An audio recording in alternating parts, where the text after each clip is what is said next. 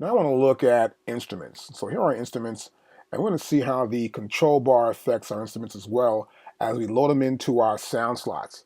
So here, for example, I have bass. So in instruments, I have a lot of types because I have pretty much just a lot of different instruments here from my Complete 9 kit. So I've got bass, it can be bowed. I'm going to go ahead and use bass. I might just make it analog bass, as you can see right there. Then once I do that, I have a mode I can do with it too. I can go with a long release, and I got a list here of bass sounds I can use. And of course, my load button on the bottom works the same way. I can get information about that sound right there, as you can see. And now it says type, it says ENS, okay? And here we can see the file size, of course, and the date modified in the file format, which is native instrument sound file. And I can go to edit, and you see it's already been tagged as a bass, and then the type of bass it is an analog bass. That's obvious because we saw the types up here, and then you can see once I set the type, it looks for it, it searches throughout the library, and it comes up with the parameters for that search. So, as we already know. So here, what I can do here in this case, I've got a clap right here at number 6, right? I'm gonna go back here to bass, the bass drum right there. And I want to get this one here. I'm going to hit this. I hit it twice there, right? So I want it to load in to that number 5 sound slot. And now I've got the alpha buzz. It's right there. See, it's supposed to be right there in that pad. But we don't hear it, right? Because it's not going to be a sound that can be heard that way. So I'm going to try another one here. Let's try this one here, the reso chord. And we'll hear this one.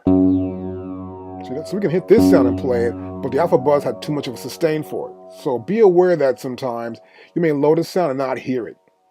And this sound is right here, right? And we can go here on our system, and we're going to go to keyboard. This keyboard icon is sort of faded out right here. In my sequencer view, I'm going to click right here.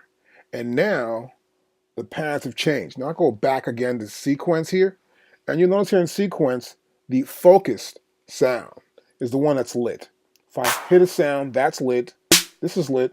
Hit the bass drum there, that's lit. If I hit sound number 5, you'll notice it plays out as that bass sound, and it's lit. Now what happened here, I went to keyboard, and I can hear it.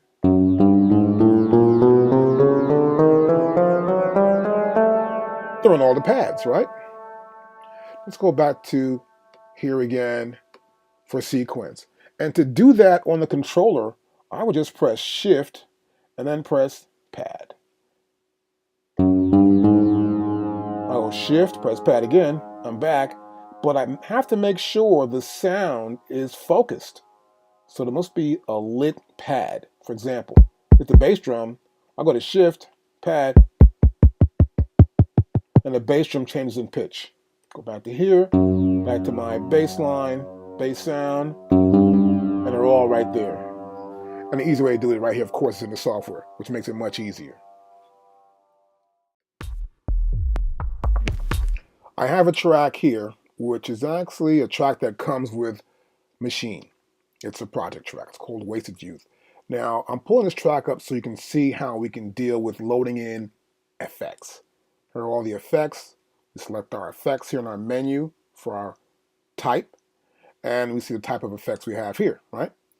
And so we'll notice here on this track here, which is actually this group, which is the H group. It's a mixer. And here, we don't have sounds loaded, we have effects loaded. Now, I'm going to play it back. I've got this long verb here. And you'll notice here we have an input. We can see the metaverb settings, output, position, high, low, and the size of that particular room and its reverb. And also the EQ settings. We have the gain, the frequency, the low band frequency, low mid, and the high frequency, of course, and the gains for each one of those. So we can gain and cut any frequency, sort of reduce or boost that particular frequency range. And this is all within the reverb. So I have pretty much just three or two different effects, and I have the input. And that's the beauty of having it here. So here you'll see I have the effect here.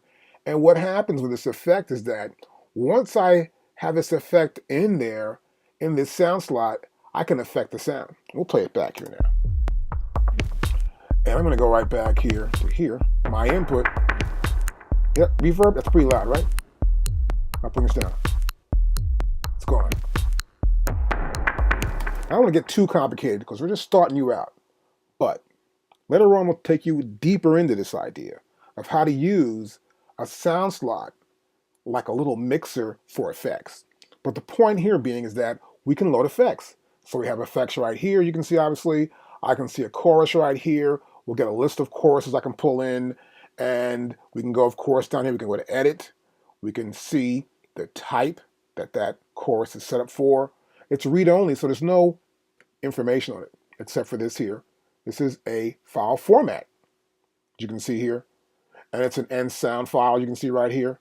And we do have this file size, of course.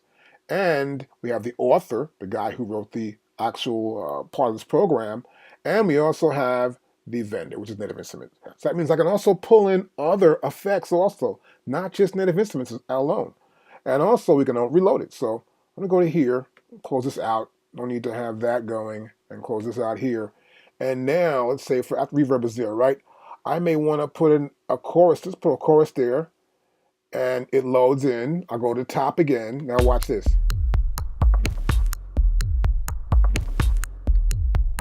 It's different now.